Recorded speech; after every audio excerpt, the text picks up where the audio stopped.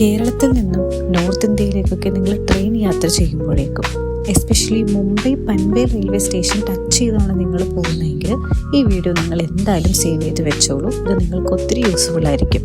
അതിനുവേണ്ടി ഈ വീഡിയോ അവസാനം വരെ കാണും. ഞങ്ങൾ കഴിഞ്ഞ കുറച്ച് മാസങ്ങൾക്ക് മുന്നേ ഒരു മണാലി ട്രിപ്പ് പോയിരുന്നു.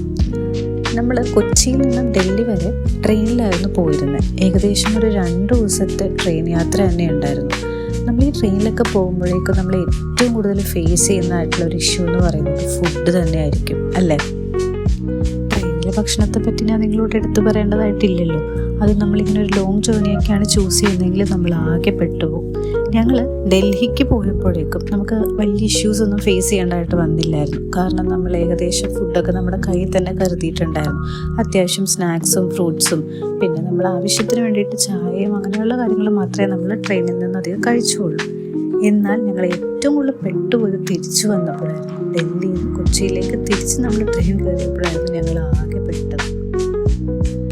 ഞങ്ങൾ തിരിച്ച് നാട്ടിലേക്ക് ട്രെയിൻ കയറിയപ്പോൾ ഡൽഹിയിൽ നിന്ന് ഞങ്ങളെല്ലാവരും അത്യാവശ്യം ടയേർഡായിരുന്നു, യാത്രാക്ഷീണമൊക്കെ കാരണം.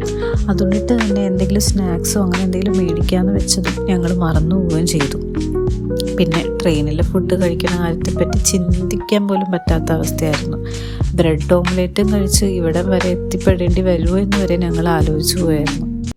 ഡൽഹിയിൽ നിന്ന് സ്റ്റാർട്ട് ചെയ്യുന്ന ട്രെയിൻ ആയതുകൊണ്ടിട്ട് തന്നെ കേരളത്തിലെ പോയിട്ട് സൗത്ത് ഇന്ത്യൻ ഫുഡ് പോലും നമുക്ക് മര്യാദക്ക് കിട്ടില്ല.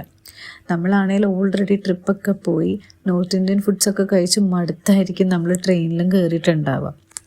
സോ അങ്ങനെ ഇരിക്കുമ്പോൾ നമുക്ക് കുറച്ച് ചോറോ അല്ലെങ്കിൽ എന്തെങ്കിലും ഒരു മീൻ കറിയൊക്കെ ആയിട്ട് അല്ലെങ്കിൽ നമുക്ക് വീട്ടിലൊക്കെ കിട്ടുന്ന പോലത്തെ ഒരു ഭക്ഷണം കഴിക്കാനായിട്ട് നമുക്ക് ഭയങ്കര കൊതിയായിരിക്കും. എങ്ങനെയെങ്കിലും പെട്ടെന്ന് വീട്ടിലെത്തിയാൽ മതി എന്നായിരിക്കും. അങ്ങനെ ഇരിക്കുമ്പോൾ നമ്മുടെ ട്രെയിനിൽ നമുക്ക് വീട്ടിലൊക്കെ കിട്ടുന്ന പോലത്തെ അല്ലെങ്കിൽ നമ്മുടെ കേരളത്തിലൊക്കെ കിട്ടുന്ന പോലത്തെ ഒരു ഭക്ഷണം കിട്ടിയിരുന്നെങ്കിൽ എന്ന് വരെ നമ്മൾ ആലോചിച്ച് പോകും.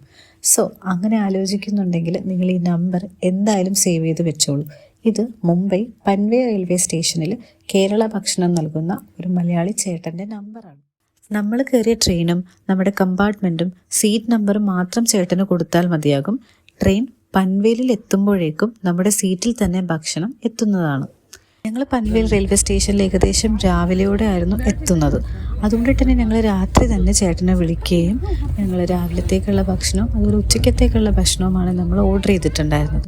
രാവിലെ നല്ല അപ്പവും ചിക്കനുമാണ് നമ്മൾ കഴിച്ചത്.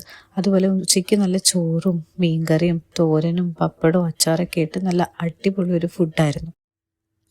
നമ്മുടെ ട്രെയിൻ പൻവേലിൽ എത്തുന്ന സമയം അതിന് മുന്നേ ആയിട്ട് നിങ്ങൾ ഫുഡ് ഓർഡർ ചെയ്താൽ മതിയാകും.